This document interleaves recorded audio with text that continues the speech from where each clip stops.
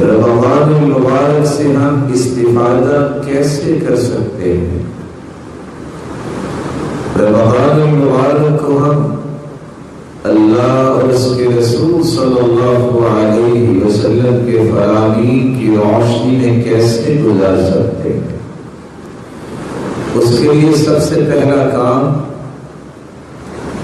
اس مبارک مہینے کو شروع کرتے وقت اپنی نیتوں کو خالص کیا جائے، رب کی رضا، اللہ کی خوشنودی، اللہ ذو جلال کا تقرب، اللہ ذو جلال کی محبت کی خاطر ہی روزہ رکھا جائے، قیام کیا جائے، تراویح پڑھی جائے، ذکر و اذکار کیا جائے، قرآن مجید کی تلاوت کی جائے، صدقہ و خیرات کیا جائے۔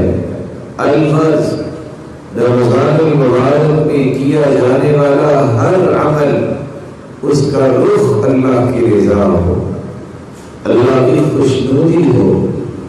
جب یہ مقصد بن جائے گا تو پھر انسان اپنے تمام اعمال کو رب تعالیٰ کے ہاں قبولیت سے بھی نوازنے کا ایک خوبصورت قدم اٹھاتا ہے، اور اللہ ذو جلال ایسے انسان کو کبھی محروم بھی نہیں کرتے۔ اس لیے رسول اللہ صلی اللہ علیہ وسلم نے فرمایا ان اللہ لا يقبل من العمل الا ما كان له خالصا وابتغي به وجهه۔ اللہ ذو جلال صرف وہی عمل قبول فرماتے ہیں جو خالص اس کی رضا کے لیے کیا جائے۔ اور آپ صلی اللہ علیہ وسلم نے فرمایا انما الاعمال كالوعاء، اعمال ان کی مثال برتنوں کی مثال ہے، فإذا طاب أسفله طاب أعلاه فإذا فسد أسفله فسد أعلاه۔ برتن اندر سے صاف ہو تو اس میں جو چیز بھی آپ ڈالیں گے وہ صاف ہی ہوگی، اور جو چیز اس سے نکلے گی وہ بھی صاف ہی ہوگی۔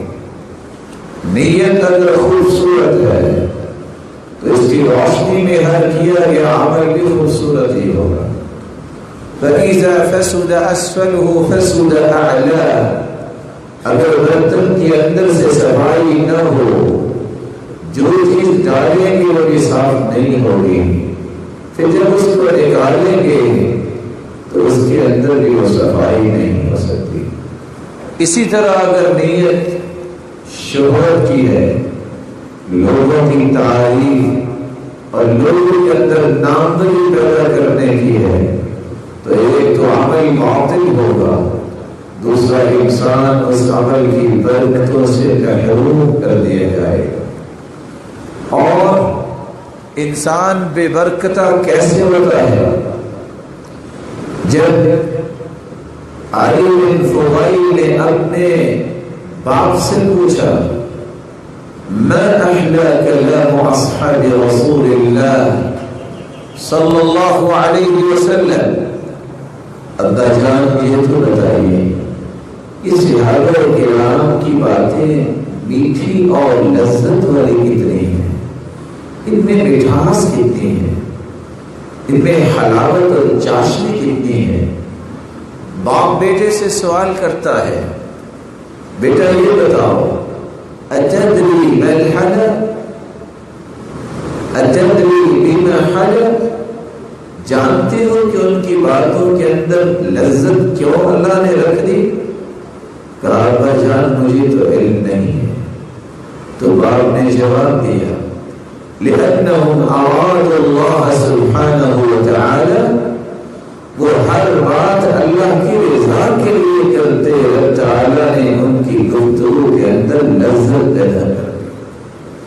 اپنے قول اور اپنے عمل کو اور اپنی نیت اور ارادے کو باعث لذت بنانے کا ایک آسان طریقہ یہ ہے اسے رب کی رضا کے لیے کرو. ارادہ، نیت، قصد، حاشیہ تخیلات میں ابھرنے والے جذبات کا رخ اللہ کی رضا کی طرف کرو. ہر بات اور ہر عمل جو اس مہینے میں آپ کرنے چاہیں گے اس کا مقصود رب کی رضا ہو.